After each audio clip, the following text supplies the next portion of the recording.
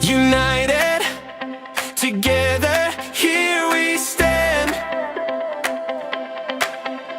Savannah, Ashley, Felipe, your workplace wellness hour band, where culture meets health and wisdom takes hold. Fresh perspectives and insights unfold. Building stronger teams, brighter paths ahead. A workplace where passion and purpose are fed. Join us, engage and elevate your game. Wellness that works puts growth in the frame.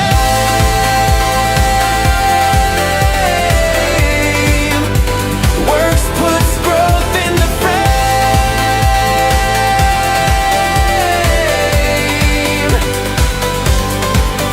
Mental clarity, physical strength, financial insight, tools and strategies that get it right. Real stories, real growth, real change that lasts. Practical guidance that moves you fast. Workplace wellness hour, bring substance and spark. Together we flourish, together we make our mark. Building stronger teams, brighter paths ahead. A workplace where passion and purpose are fed. Join us, engage and elevate your game. Wellness that works puts growth in the frame.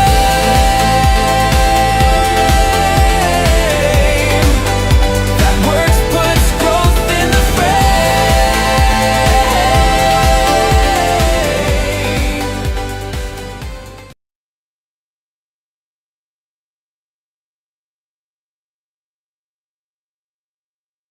Hello, and welcome to the Workplace Wellness Hour. We are back with Sumana and Ashley, and I'm Felipe Cofino, and we are excited to be here today talking about this important topic that really is such a relevant thing for many of us, whether it's happened to us in the past or we know somebody that's going through it. It's talking about stress and burnout. But we're really excited about having you all here. Thank you for all of you that have already joined us. If you are joining us live, let us know where you're watching live from. Let us know if you're team live or team replay.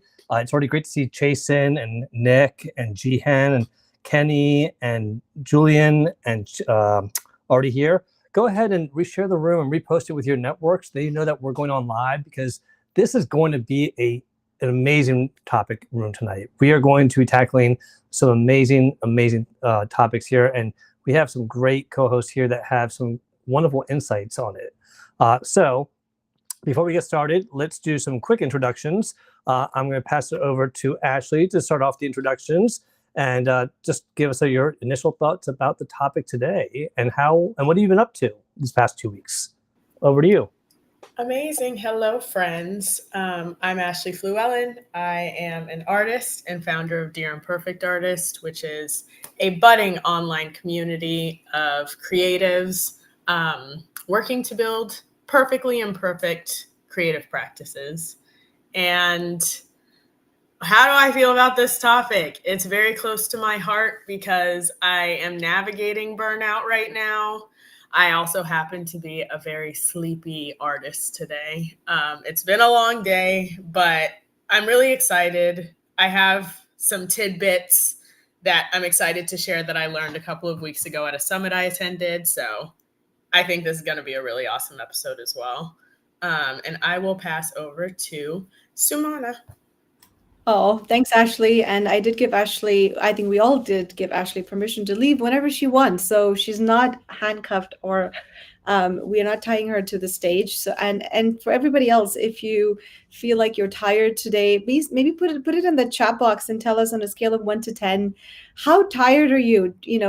10 being I am very, very tired and close to burnout. And One is, I think I'm doing okay. How tired are you? Maybe put that in the chat box. I just want to get a sense of where we're at as a community. I'm always happy to be here every other Monday night. This is our second episode.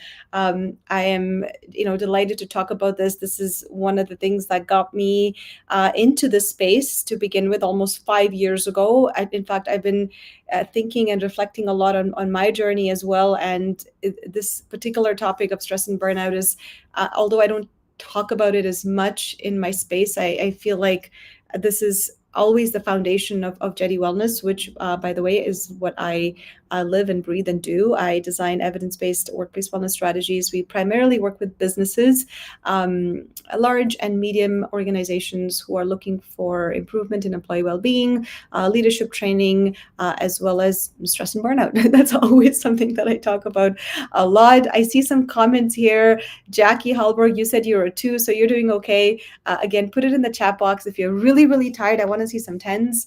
I don't want to see some 10s, but if that's where you're at, tell me where you're at. And I think I'm doing okay. The last couple of weeks have been a little busy, but good busy. I've been totally disconnected from TikTok. In fact, I just closed it.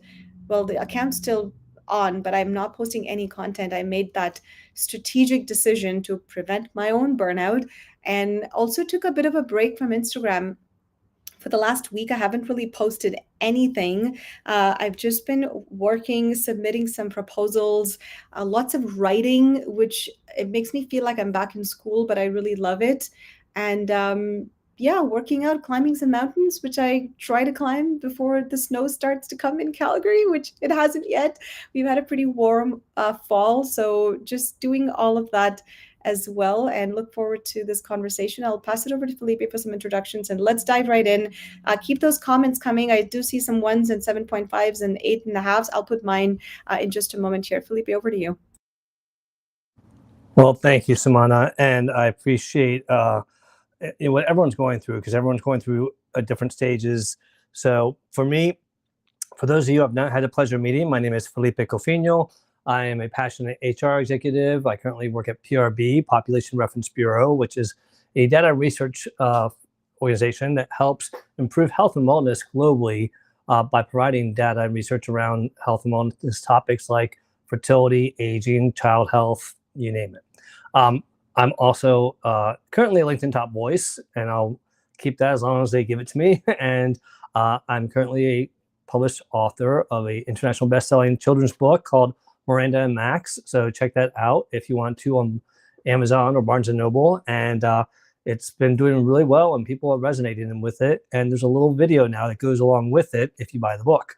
But as far as this topic, I do a lot of consulting on the side. It's my side thing that I'm going to do when I retire and continue doing it.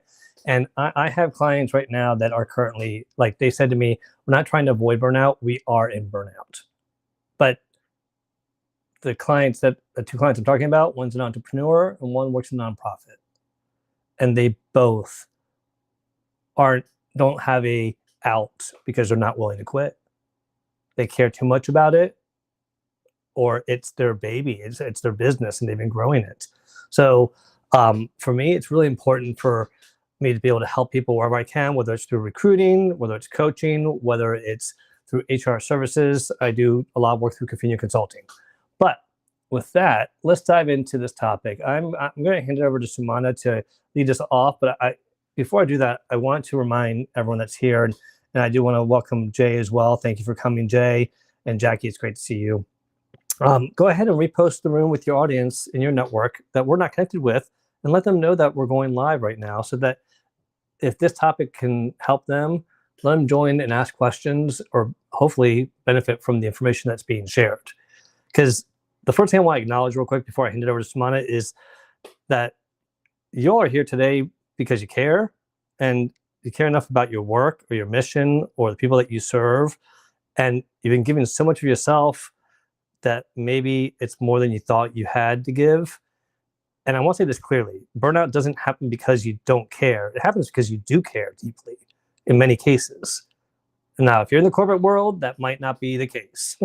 Okay, but for many of us, the tunnel feels long, and it feels like it's at the end of the light is so far away, and it's hard reality to sit with. But here's what I want to remind people is that burnout's not a personal failure and it's not permanent. It's a signal in your mind that tells you something needs to change. And here's the hope that we have is that small shifts that can start to make big differences. We don't need to overhaul everything in one night. We just need to begin with simple, doable steps that protect the energy, help us re-anchor in our purpose maybe, and remind us that we're not carrying this alone. So today, I just want to make sure that people explore a few strategies that they can use the right ways, things that create micro moments of rest in your day or setting small, powerful boundaries or rebalancing. What are those tools and strategies?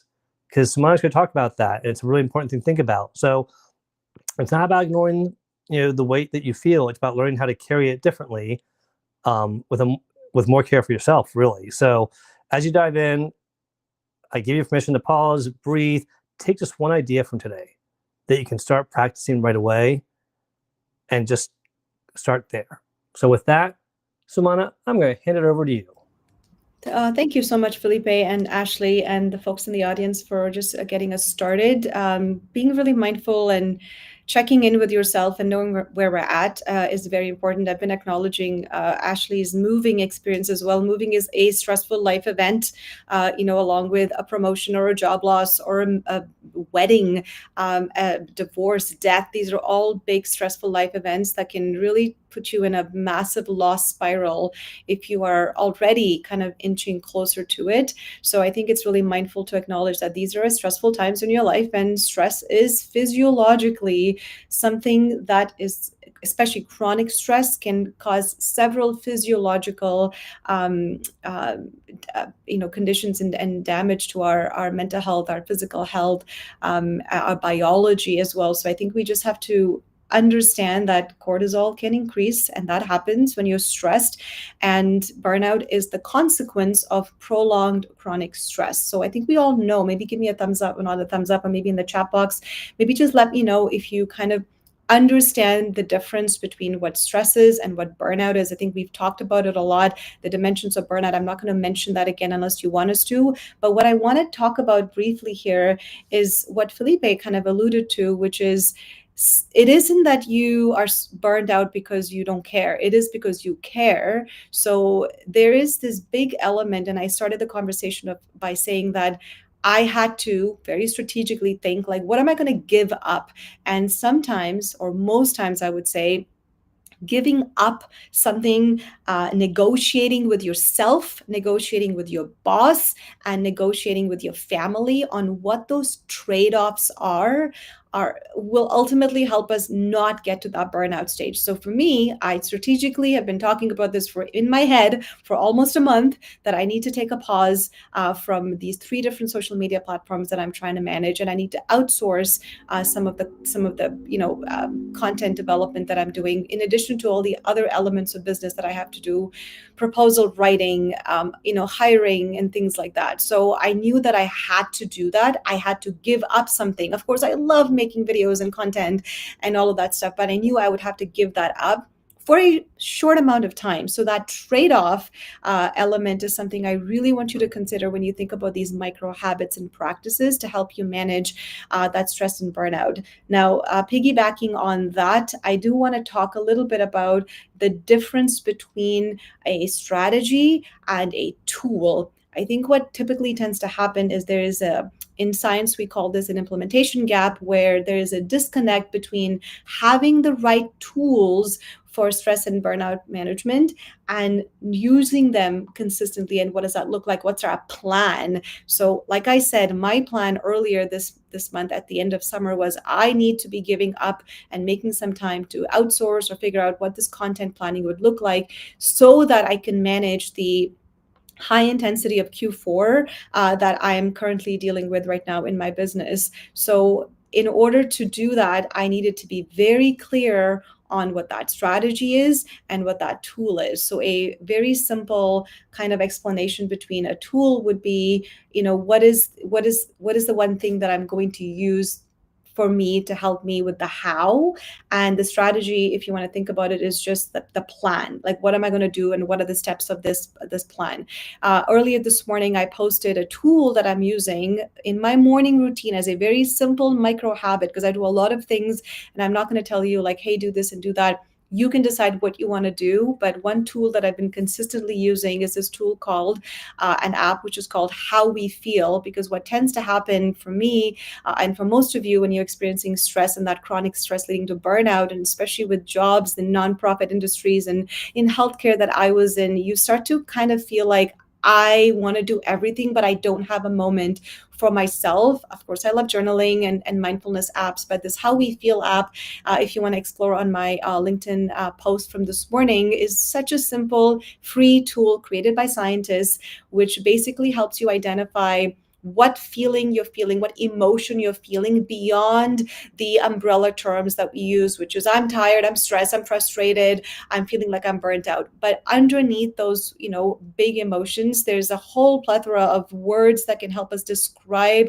what that core emotion is. And the more clarity we get on what that emotion is, the more clear we're going to get on the strategy that we need to deal with that emotion. So a strategy in this example, I actually learned that from the app, using it very consistently, is actually an acronym called RAIN, which is just super simple.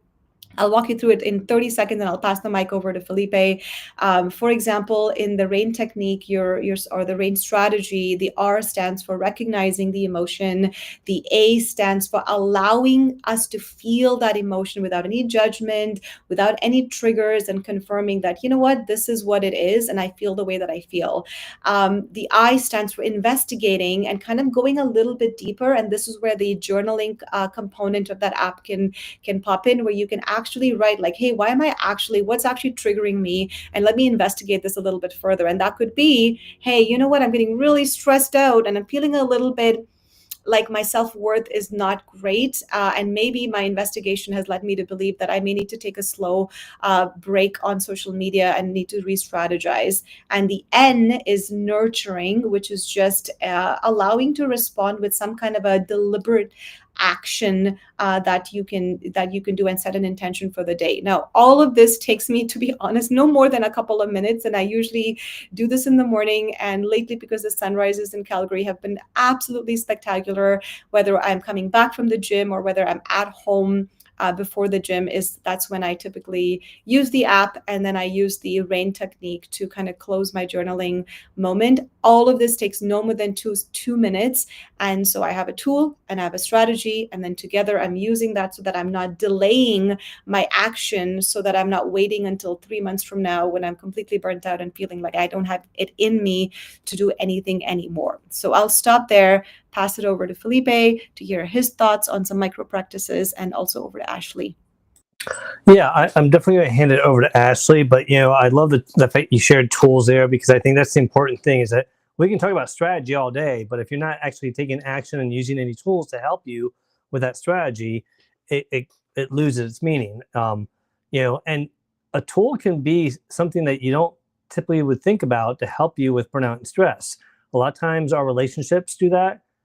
I'll tell you this right now very quickly, is 2 nights ago, I had family year and some friends, and everyone was couples, including our kids had their significant others.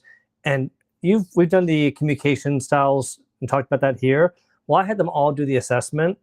At the end of that exercise, they're like, that's why I irritate you when I come to you that way. And, oh, that's why it bothers you when I do. And like these moments of like aha moments, like, oh, this is going to make life a little bit easier now communicating. These tools that you find that someone else talking to you, they will open doors and help you learn how to relax. They will help you learn how to manage the stress a little bit better. And just, again, we're not here to alleviate and remove all stress from your life, but if you can reduce it, I think that's huge. So with that, before I share my stuff, Ashley, please share your insight on this topic, because you said you're living it right now, and that's gotta be tough. Oh, it is tough. It's funny though, Felipe, you said that you were coming with some wisdom for entrepreneurs and folks working in nonprofits. I'm actually coming in with some wisdom for teams. So we kind of switched roles today, which I like. But I love that. It's awesome. yeah. But I attended an amazing summit last 2 weeks ago now called the Work Summit. It was hosted by Stop Meeting Like This. And one of the breakout rooms that I attended was called Leading Through Trauma. And it was led by the founder and CEO of the Center for Trauma and Leadership. She is incredible. Check out the website. But in our breakout room, we essentially defined trauma, talked about what it might look like when it shows up in teams, how it might translate from being in work with your team and then kind of bringing home whatever things that you're living through. And the purpose of this breakout room was essentially to figure out better ways to lead through traumatic times, better ways to be more equipped leading a team that might be, navigating these feelings. And what I just thought was brilliant, and I'm reading directly from the packet that she handed out to us, was she recommended building a base camp. And when you think about going on like a long hike, a base camp is where you go to stabilize, to, get resources, to rejuvenate your energy, to rest, get some water, get some food. That is a base camp.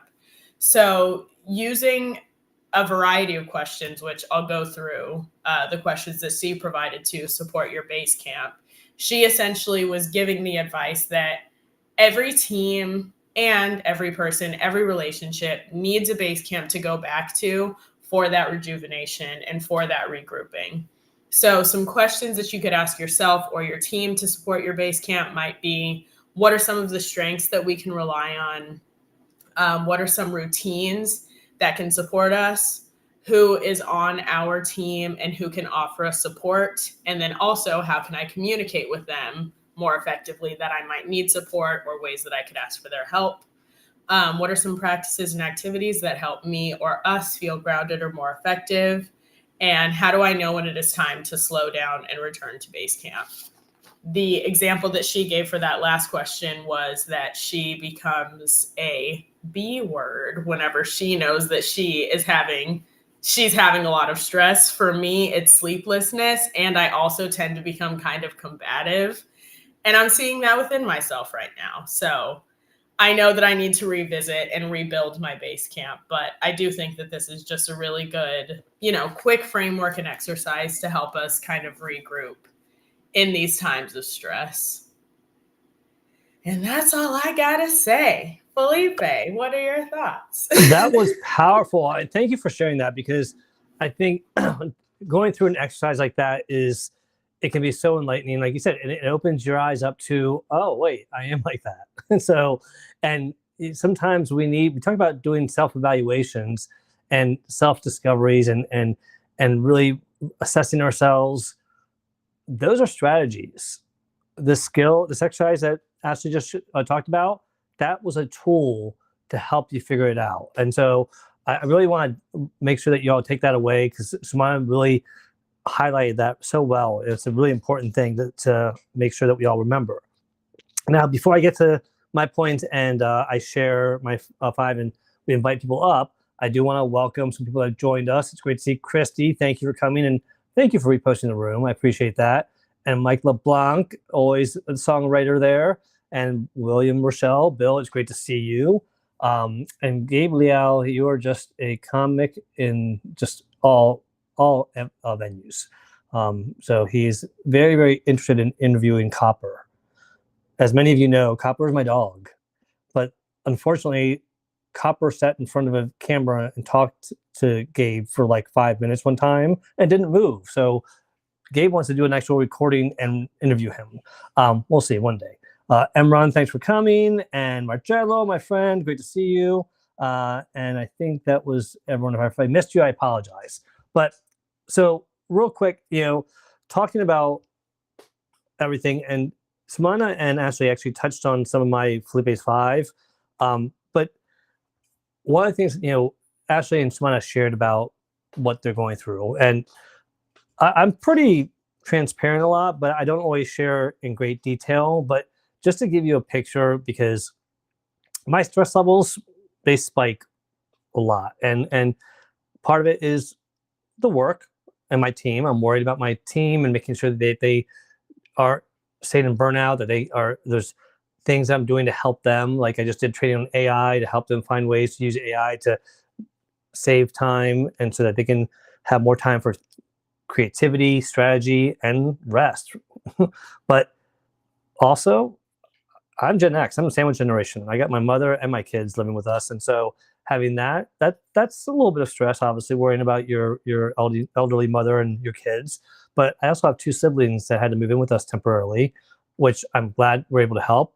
No regrets. But again, more people in the house, it can add more personalities. Trying to put out a book and promote that while saving money for a wedding that my daughter is having, which I'm so happy about. But I'm also worried about inflation and cost of things, and being able to afford everything that we want to do. In addition to all the house repairs that we have leaks, we have broken doors, we have broken pipes. We need to fix things, and then I want to have time to spend with my friends and family and to rest. If I went through all that in my head, I literally would put myself into an anxiety attack. I would, because I would overstress about it. But what I read to you right now was a list. And when you write things down, first of all, it does alleviate some of that stress. And I just want to share that with you all, because if I started thinking about every one of those things and just pile them on top of each other, it's a massive ball of stress on my shoulders. But if I take them individually, they're manageable. And so writing things down is such a huge tool for me on my note app, so that I can take one thing and not worry about forgetting the other things. So I just want to share that. Now, like we said before, burnout does not mean you're weak. So don't forget that. I think it's important. It means that you've been too strong for too long. And that's why your body's saying you need a break. So here's some 5 quick strategies that I want to share with you all. All right. There are burnout and stress reducers. And I'll share some of the tools that I've used or some of the tips I've done. All right. Micro rest moments. We talk about it. We say, oh, naps, and we think, oh, old people take naps. Guess what, y'all? Power naps have been around for decades. And those micro rest moments, whether it's going for a power nap, going for a walk, change of scenery, just taking that micro rest, giving your mental body a rest, or your mind a rest, or giving your body a rest. But those micro rest moments can be so valuable. And I'm not talking about like half an hour. I'm talking about 2-3 minutes of breathing exercises, and maybe for a total of 10 minutes, and just relaxing and taking that moment to reset and recharge. The next one here is doing an energy audit. Okay. Write down what drains you and what energizes you. And then make sure that you're kind of like seesawing the tasks. For every task that drains you, do one that energizes you. Don't do all the tasks that drain you at one time, because it's going to deplete you. So find ways to delegate if you have to, automate, or shrink what drains you. Because if you're aware of what's draining you and you can minimize that, it's going to help. Okay, again, small things to do. And an example of that would be that I had somebody who loves to proofread. I can't explain it any other way. She loves to proofread. And when I have these long documents, and I've reread them so many times, and I've wrote them, and I'm like, I just don't have the energy to go through. And she's like, I love it. And sending it to her, that drains me having to do that. That's not one of the things I enjoy doing, is proofreading. Even with ChatGPT and Grammarly nowadays, it's just a draining thing. Giving it to somebody who enjoys doing it, I don't feel guilty, and it's one less thing that drains me. Number 3, we talked about this earlier, boundary rituals. Having those boundaries is going to help you. We are our own worst enemy sometimes when it comes to boundaries. We tend to violate our own boundaries. We put them up and we tell people, and then the first time someone says, oh, I know you said you didn't want to be bothered during this time, but can you help me with this? Oh, okay, yeah, sure, I'll help you. No. The word no is 2 letters, y'all. It's not hard to say, comes out real easily, but we have a difficult time using that word. So I want you to think of the word no as a tool. It's a tool that you can say it respectfully. That's the important thing. And let me stress, if any of you all caught this earlier when I said, you set the boundary. And the second thing I said was you communicated it. So do me a favor. Make sure you communicate your boundaries to people so that they're aware of them and they can respect them. Because if you don't tell them, they're not going to know that they're breaking your boundary. So create and start an end of day ritual if you need to, like journaling or music or walking, to help your brain transition into that stop working mentality, and into personal time also, because that mindset change is crucial. And I used to have a boundary. Hey, when I get home for 15 minutes, just give me 15 minutes to change my clothes, to relax, to stretch, to have a drink, whatever I wanted to do. And that was my boundary, and it helped. If people came at me right away, I would have reacted poorly. All right. And then the next one here, number 4, is ask for support. Some of the hardest things for people to do is to ask for help. Don't wait until you're overwhelmed. Ask for one small thing. That friend who loves to proofread, sending that to her is a blessing. Okay? It's not a huge ask, and she enjoys doing it. Or a quick brainstorm, or having someone cover a meeting for you, or having someone share notes like you did in school from something that you couldn't attend. These are just simple things that will help. But again, if you don't ask, it's not going to happen. All right. So think of the asking as a tool almost. These are I know someone's probably like, no and ask are not really tools. I know, but I want them to think of them as a tool because they don't use it enough. It sits in the toolbox and they don't pull it out. All right. And then the last one is re-anchoring your purpose. Because here's the thing. The reason why you won't give up is because you care too much. Writing down why you're doing this, why you have this business, why you're doing the work you do, why you're in that field of nonprofit that you're working in, whatever it is, make sure that you revisit that. Write it down, because burnout makes us forget why. So take 5 minutes to write down the impact your work has and still matters to you. Keep it visible as a reminder. Create a vision board if you want. Because remember, you can't pour from an empty cup. So protecting that energy that protects your impact, the work matters. So remember, so do you. All right. So with that, I just need to make sure that I put the link in the chat. But I wanted to pass it over to Samana and Ashley to see what their thoughts were about that. And again, remind people that there's so much in life that goes on, and life is not going to stop. So we have to find ways to manage things. Oh, and one other thing, since we're at the half-hour mark, I'm going to raffle off 2 tickets to the Work-Life Balance Summit. It's the 2025 Work-Life Balance Summit. It's happening this Friday and Saturday. It is the 4th year that they've done it, or 3rd year. And it's a group of like 20 different presenters, not all of them that are normally here on LinkedIn, sharing about a variety of different topics that can help you around your work-life balance. And so there's everything from financial to women's health to AI. I'm presenting on AI and wellness. So if you would like to win a $20 ticket that is normally $175, okay, it's $175 to go to this conference, but I'm giving you a $20 ticket if you would like to go. So if you would like to go, do me a favor and put WLB, Work-Life Balance Summit, in the chat.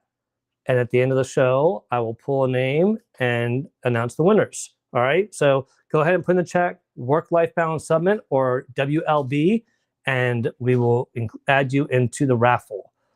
Last year, I gave the tickets to Sumana and Ashley. I didn't raffle them out. And I think that they both enjoyed it.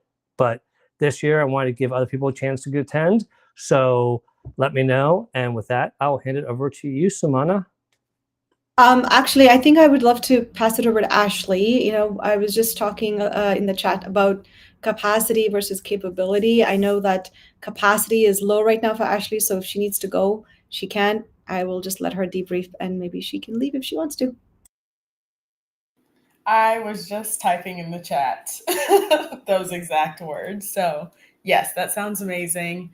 I also did just want to echo the shout out to the Work-Life Balance Summit, because we did attend last year and it really was amazing. So please enter into the chat to be a part of the raffle, because it really is an amazing, amazing event. And yeah. And then Felipe, first of all, I'm obsessed with your Felipe's 5 logo in the corner. I don't know if you created that recently. Maybe I just haven't noticed it until now. I created it at the end of last season, actually. Oh my gosh, I love it. And as always, your Felipe's 5 just are really, really hitting for me. And like I said earlier, I put it in the chat that I'm slowly building my toolkit for burnout for once I get to Vegas, which I don't know if that's the best strategy to kind of like wait until then, but that's the one I'm going with. And I definitely know for me, doing an energy audit and then really, really getting clear and implementing my personal boundaries is going to be really, really important, because like you mentioned at the beginning of the episode, it's like I work for myself. I also have been lucky enough to build a very large, bountiful, beautiful community in Chicago. But that tiny little word no is so tough for me. I have such a hard time saying no to my people or to my work or whatever the case may be. So strengthening boundaries is huge.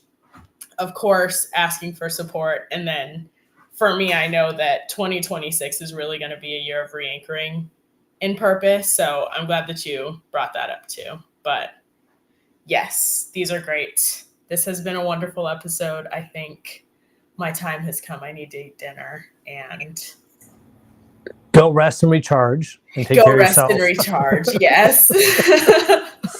And but thank you both for sharing your wisdom with me. I'm going to take all of this.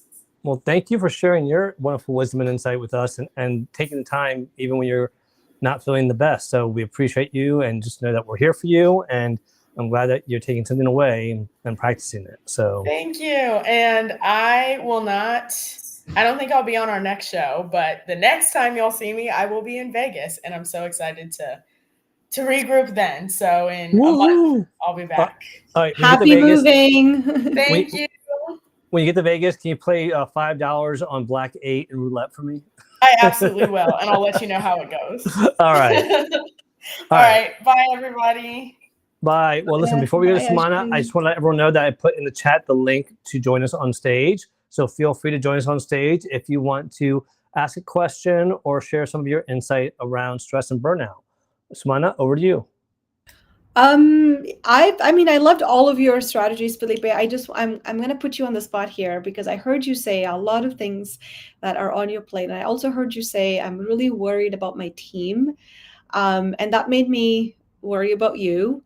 And I'm sure there's a lot of us in the chat right now who have teams that we're supporting as leaders, and leadership and managers and supervisors that have large teams or even small teams, or even just one person to manage, especially even in the non-for-profit space. We feel like we care more about them and we tend not to care about ourselves. So I was going to ask you to maybe do an exercise with me so we can identify, what is the tool versus what's the strategy that you can use when you say something like, I'm worried about my team. So my first kind of question for you would be, what do you think your team, what would you think would be a tool that would help you worry less about your team? I honestly, ChatGPT. Okay. ChatGPT, okay. I'll give you one suggestion. Anytime, and you already said this in your Felipe's 5, but if you can write down all of the things, the worst case scenarios, and all of the things that make you worry about your team, the what. And if there's a chat GPT or a dashboard or some kind of a template that can allow you to visually see these are all the things that that makes me worried about my team, and if you can use chat GPT to get you a visual, I think that would be a tool that I would recommend that you use, so you can get that out of your head. Like you said, you're writing it down, get it out of your head, and you can find a way to visualize it so you can get some clarity, and that's what the tool will allow you to do. And so say, for example, you have that and you can visually see all the things that are making you worry about your team. What do you think would be a good strategy that you can now implement with that tool? Oh, well, first of all, you're blowing my mind right now because This is like a live workshop. it is because I'm such a visual person, and I'm like, why didn't I ever do this? Because it is something that I think that that is something that keeps me up at night, is worrying about when I say my team, I'm not talking about the HR team, I'm talking about the entire organization, you all. And so I definitely am going to do that exercise because ChatGPT I do think would help. And ironically, I feel like I kind of cheated in giving you that answer because that was what I tried to figure out would be the best solution based on what I was worried about the most for them. And I did training for them last Thursday. And I had a lot of people that were anti-ChatGPT. They felt like it was cheating. They felt like it might replace them.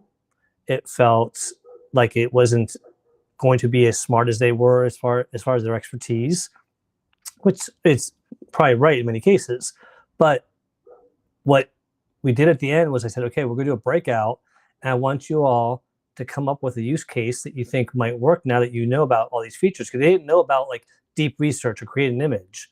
So when I do your exercise of writing down all the things that I'm worried about on my team, and then I'm going to have ChatGPT create an image of those things, so I can make sure that if I'm not addressing it already with what I've done with ChatGPT, I'm going to start figuring out how can I address it. Because to me right now, they had aha moments. They're now saying, oh, the people didn't want access because we bought access for them. They're like, okay, you convinced me, I want it now. All right, I'm in. So I'm seeing that's making me feel a little bit more or less worried about them, but seeing them save time is the big worry. Like, I want them to save hours, not just like, oh, I found a neat little trick. No, I want to, like, this is going to save me like 8 hours a week now. That's what I'm waiting for, those aha moments. So yeah, that's a great way. So, when I hear people say, or when I hear managers say, oh, I'm worried about my team, I always get them to do this. I say, well, write down every single thing that is worrying you, and every single thing that you believe your team needs, and just get it all out of your head. And if there's any kind of a dashboard or a tool that you can use to visualize that, then you can easily identify your bottleneck, like what is or categorize those worries into different buckets, and visualize them even more, and get even more micro and categorize them, and find that bottleneck. And now once you found that bottleneck, you could be like, aha, this is what it is. And now it's all about what I said in the beginning of this conversation, is finding out what can I give up? What are those trade-offs? One of the biggest and easiest strategy for stress management and burnout management and prevention is learning to negotiate those trade-offs. And what can we now put aside for, November, and what absolutely needs to be done for October. So that's just a simple way to kind of, use this tools versus strategy mindset to be a bit more proactive. And I'd love for you to try it and let me know how that goes. Maybe give me a debrief later. But if there's anyone else on stage, I'd love to have you talk about our conversation. And we have 15 minutes, so we're happy to learn from you as well. Yeah, well, first of all, thank you. I am going to give a report back to you on that. And again, and it's one of those things where I'm such a visual person that the visuals help me. And so that's why not everyone's visual, and that's okay. So keep that in mind. And I hope people took notes down, because I definitely took notes down.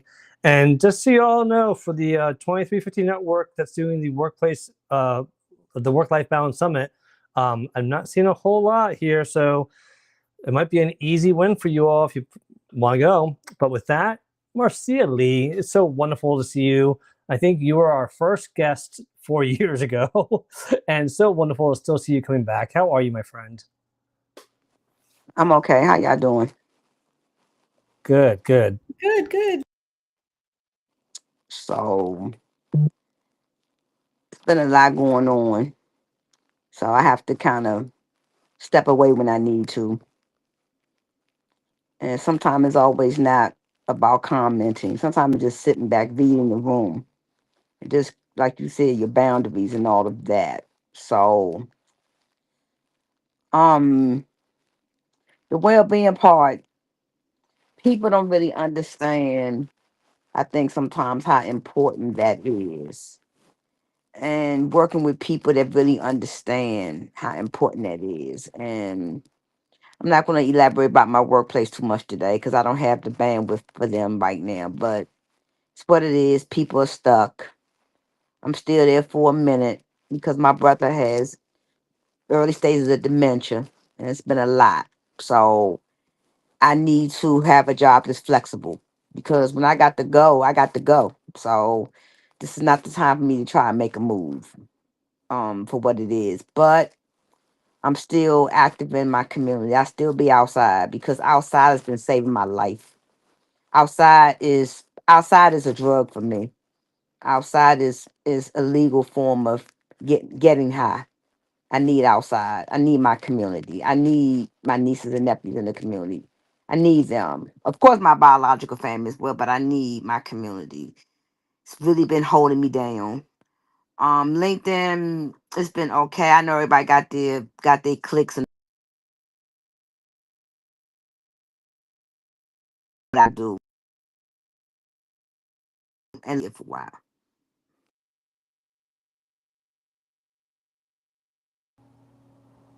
Well, Marcia, first of all, I gotta say, I'm sorry to hear that about your brother. I know you talked about him a lot, and it's challenging when you're taking care of a sibling.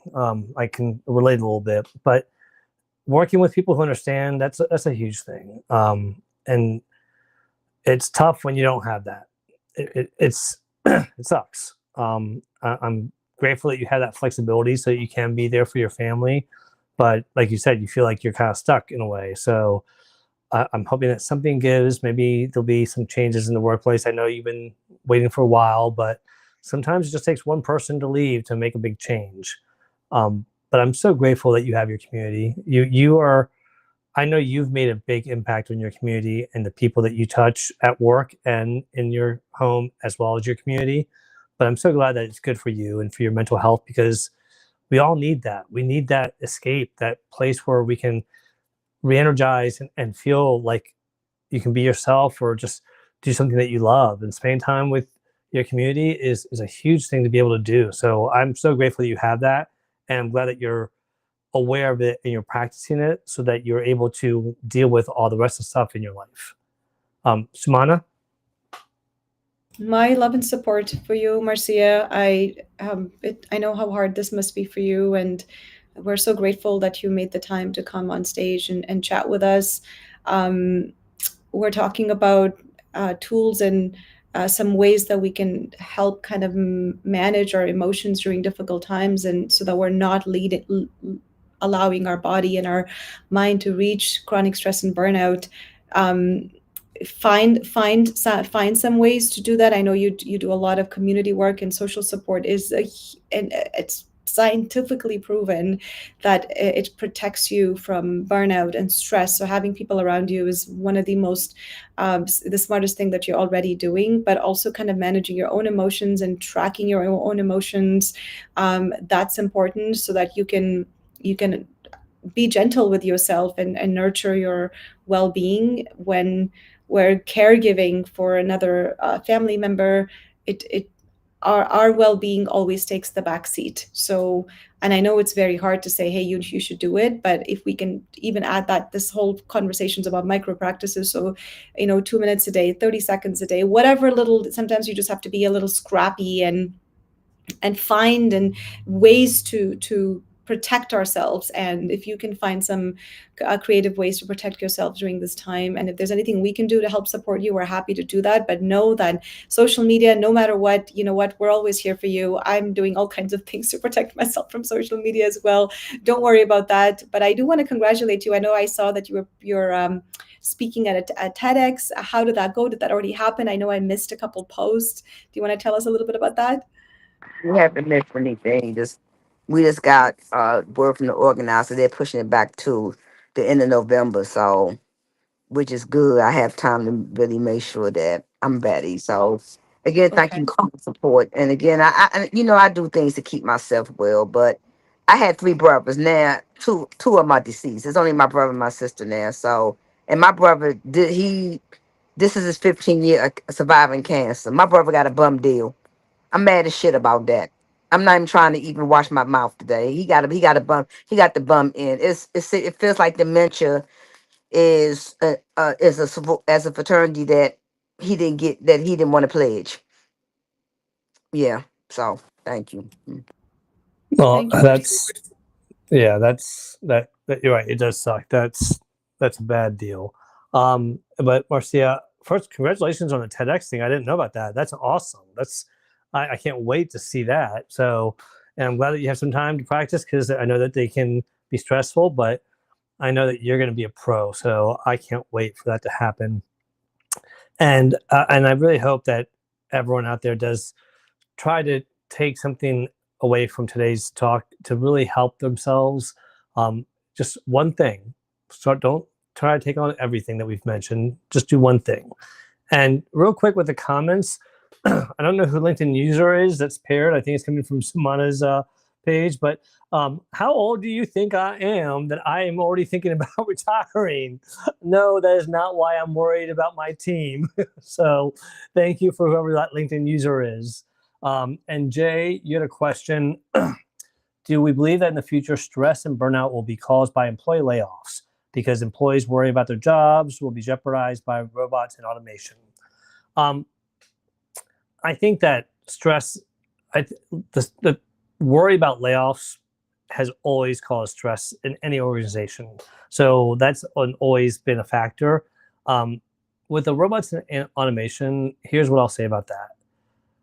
Like we've always said before, if you let it replace you, it will. Meaning, if you don't put any of the work in and you just let ChatGPT or AI do everything for you, then don't be surprised when it takes over your job. But if you are still putting in the work and you're using it as a tool to help you be better, to help you save time, to help you learn new things, then no, I don't think there's a worry about it replacing you. What I think it's going to do is it's going to replace a lot of the more entry-level roles that we have in the world, and it will open up people to enter the workforce in probably more meaningful roles. So the roles that are more administratively or the more repetitive, like, oh, you have to stuff all the envelopes manually or something like that. Obviously there's machines that do that now, but any kind of those repetitive tasks or jobs, I think, yeah, automation and AI will hopefully take it over in a good way. But because of that, new jobs, new opportunities will rise and grow out of it. Just like when back in the day, typewriters were the only way of writing a letter besides handwritten. When computers came out, oh my gosh, people were like, oh, this is the end. And all of a sudden, all these jobs in IT opened up. So we still don't know what jobs might come out of this, but there are definitely jobs that are growing out of this, and there are some that we don't even know about yet. And then real quick, Gregory said that ChatGPT can provide efficiency around creative content management, including those ideas for group activities, logo creation, and other work-related organizational skills. And exactly, that's just one of the easy ways that you can use ChatGPT. But it can go as complex as it can do coding. One of my finance people and one of my programmers use it for coding, and they are doing it on a regular basis. So thank you all for joining us. I think we got to all the questions here. And yeah, so those are all the questions. But Sumana, any final thoughts that you wanted to share with the group about this topic? I think the only thing I'll say is, and I put that in the comment earlier, is to be really mindful. The topic conversation was, what are some small practices that we can do, whether it's morning, afternoon, evening, bedtime, whatever your time of the day is. Make sure that you are creating space where your resources are not lost. When you start to accumulate a lot of resource loss, your personal resources, perhaps workplace resources, social resources, if you get stuck in that loss spiral, that's when you start to feel like you are finding it harder to cope. Disease starts to, take becomes the main character, and you really start to feel like, I can't do this anymore. And that's when a lot of people go off on stress leave and they just completely give up. So be really cognizant of your resources. What does that look like for me? And have those tools, have those strategies, and take care of yourself. No one else is coming for you. Mel Robbins says that a lot. We have to come for ourselves and protect ourselves. And our personal resources are limited. They're not unlimited. We might assume and feel like we could stay up for 18 hours and do that cycle for 3, 4, 5 days, and don't sleep and don't eat. But eventually your body says, I've had just about enough. Thank you for stopping me. And that resource loss accumulation, it's much harder to get out of a resource loss spiral than it is to prevent it in the first place. So please take care of yourself. I will say one more thing. Mental Health Day is on October 10th, and I did a poll on LinkedIn just asking folks what would they like, because we did a LinkedIn Live with speakers and a panel last year, and I think a lot of you commented that we should just have an open mic type of situation and just have Jetty Wellness host just maybe an hour-long session, and I think I'm just going to do that on October 10th, which is a couple days before our Workplace Wellness Hour episode 3. So just keep a lookout for that. If you see that on the Jetty Wellness page or on my page, come talk, share, learn, and let's celebrate World Mental Health Day on October 10th. That's all that's coming up from me here. And please take care of yourselves. Thank you, Felipe. And there's a QR code for Jetty Wellness if you want to check out the website and all the great things that Swana does. She's been doing this for years, and she's got some amazing success helping people out there. So check her out. And as far as my final thoughts, let me just say that as I'm typing this in here, we have 2 winners for the Work-Life Balance Summit tickets. And those winners are Marcello and Jay. So congratulations to the 2 of you.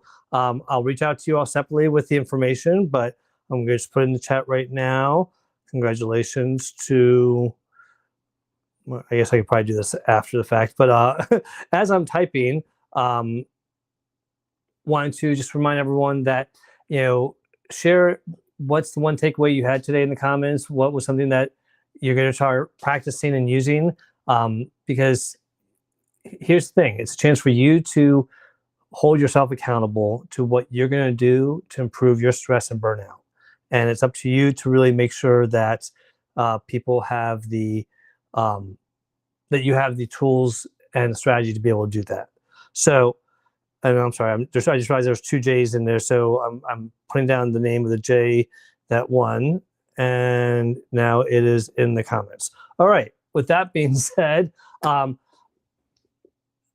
anything else I have coming up right now? I do have on Saturday the Social Saturday Chat crew. We'll be having our normal show at 12 p.m. Eastern, and we'll be talking about how to help those in need, but how to help them the right way. If you're curious about that, check out the post on Social Saturday Chat. And then on Sunday, I do have Careers, Chaos, and Coaching with Melissa Houston.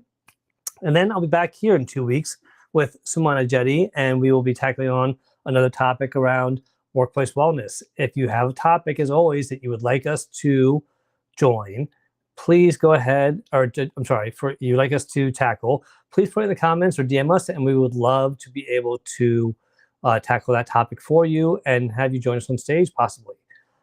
Jay, to answer your question, it is virtual, yes. So, other than that, please take care of yourselves, take care of those around you, and as always, remember, be confident in what you know, be curious about what you don't know and learn it, be grateful for what you have because you got more than others, be compassionate to yourself and to others, and be tenacious as hell because you got this. So, wishing everyone a wonderful rest of your Monday. Sumana, I hope you have a great Yay. rest of Yeah. your day. Thank you. And we'll see you all in 2 weeks, everyone. See you in 2 weeks, and we will chat then. Bye, Felipe. Bye, everyone. Thank you for joining us.